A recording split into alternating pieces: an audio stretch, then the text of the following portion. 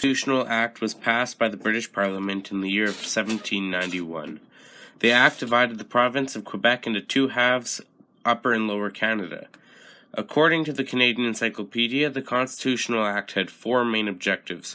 Quote, to guarantee the same rights and privileges as were enjoyed by loyal subjects elsewhere, to ease the burden of the imperial treasury by granting colonial assemblies the right to levy taxes, to justify territorial division in the province of Quebec and the creation of separate provincial legislatures, and to maintain the strength in the bonds of political dependency by remedying the constitutional weaknesses of previous colonial governments.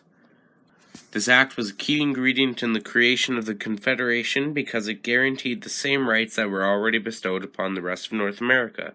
It made an attempt at creating a responsive government, and it granted a sense of unison, under the same name, to the French and English people alike. The 92 Resolutions was a reform bill that was passed in Lower Canada in the year 1834. The main objective of this bill was to make all councils appointed by the Crown more receptive to the elected assembly. Once the bill was passed, it was sent to the British government and was revised for 3 years. After 3 years, it was sent back unapproved and never put into action. This angered the residents of Lower Canada and is most likely the cause of the Patriots' Rebellion. This is significant to the creation of the Canadian Confederation, because if this bill was approved, then the rebellions may not have taken place, and Canada may not have been made into one province because of them, and then not into one country.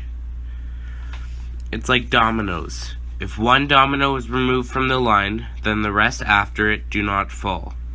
For this reason, I believe that this was a very important part of the creation of the Canadian Confederacy. The Act of Union was an act that united Upper and Lower Canada to form the province of Canada. The Act of Union was passed on July 1840 and was proclaimed on February 10, 1841. The main goal of this act was to create one government to rule over both Canadas as one. Lord Durham, an official of the English government, was sent to the Canadas to look into the rebellions and find a way to avoid such things from happening again. He suggested that a unified Canada would be the best solution, as they would be able to form a common commercial system as well as a responsible government. He felt that a responsive government was possible now because there would be a larger English population in order to control the French. This act was an important factor in the creation of Canada because it was the first time that multiple diverse areas in British North America had been brought together to form one strong group of individuals.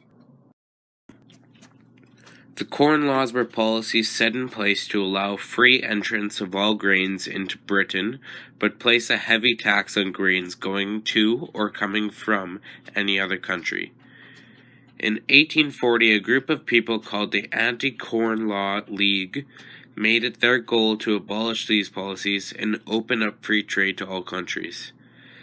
When the Corn Laws were abolished in 1846, it was a hard time for British North America because they immediately had competition and their grain was no longer top priority for Britain. This is an important factor because the colonies were forced to work together and build a railroad between them and the United States and open them up to new alliances and allies. This was one of the first steps towards a unified single country. Responsible government was granted to Nova Scotia in the year 1848. A responsible government is a government that is run by the people, usually an elected executive or cabinet, rather than the monarch. This was an important part to the creation of the Canadian Confederacy because it was the first time that anyone in British North America had been run by their own government rather than the British government. Joseph Howe was a Nova Scotian patriot. Howe could use his oratorical powers to influence his compatriots as no other man has ever done. He is the one who convinced his companions to take up the idea of a responsible government in Nova Scotia in the first place. The Gradual Civilization Act was passed by the 5th Parliament of the Province of Canada in 1857. The point of this act was to assimilate the Indigenous people into the economic and social customs of European settlers. The point of this act was to go back on the Royal Proclamation of 1763, which did recognize the Indigenous land rights, and remove those rights in order to be allowed to vote and be recognized as a British citizen. The reason that this is so important to the creation of Canada as a country is, although they were no longer recognized as Indigenous people, it allowed there to be a voice for the First Nations people when voting on the Confederation. Political deadlock refers to a time in the history of Canada as a province when Canada East and Canada West were both equal in voting. They continuously voted against each other, and every time one tried to pass a law, the other would cancel it out. That is when George Brown came up with the idea of rep by pop. This would give Canada West more MPs and therefore more power than Canada East.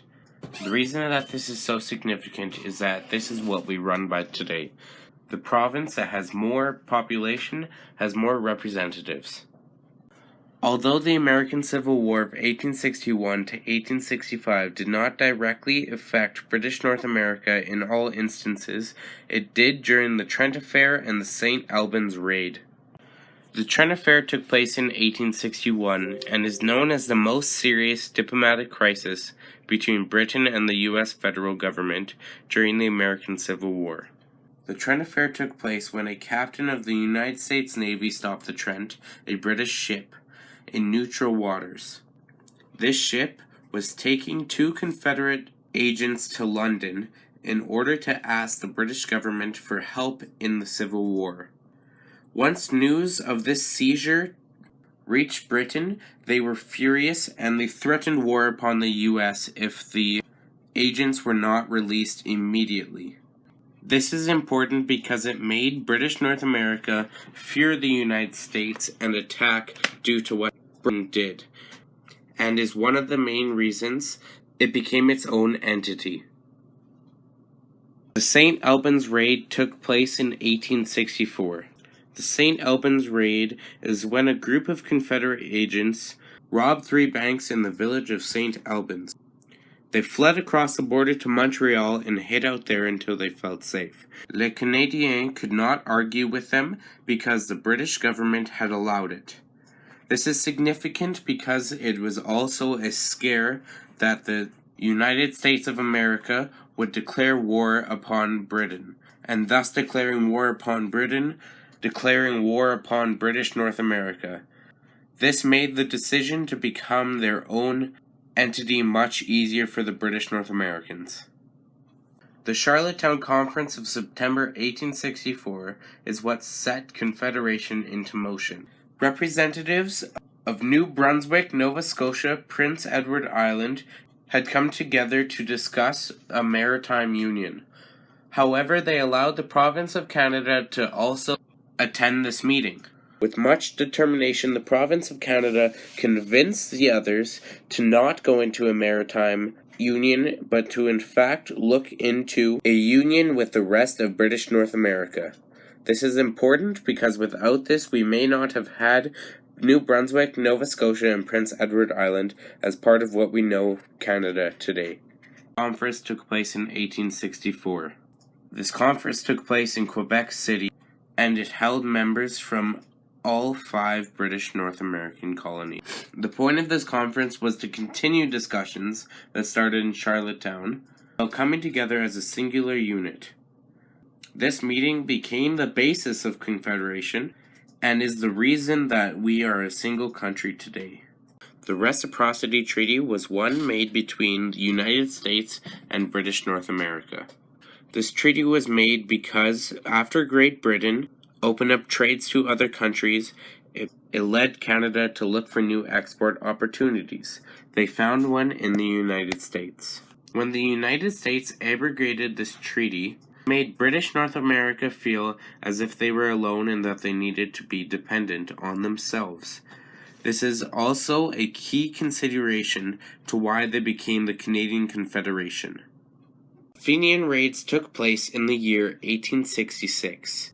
The Fenians were a society of Irish patriots who moved from Ireland to the United States. They believed that Ireland should be allowed to be its own nation and should not be under the rule of Britain.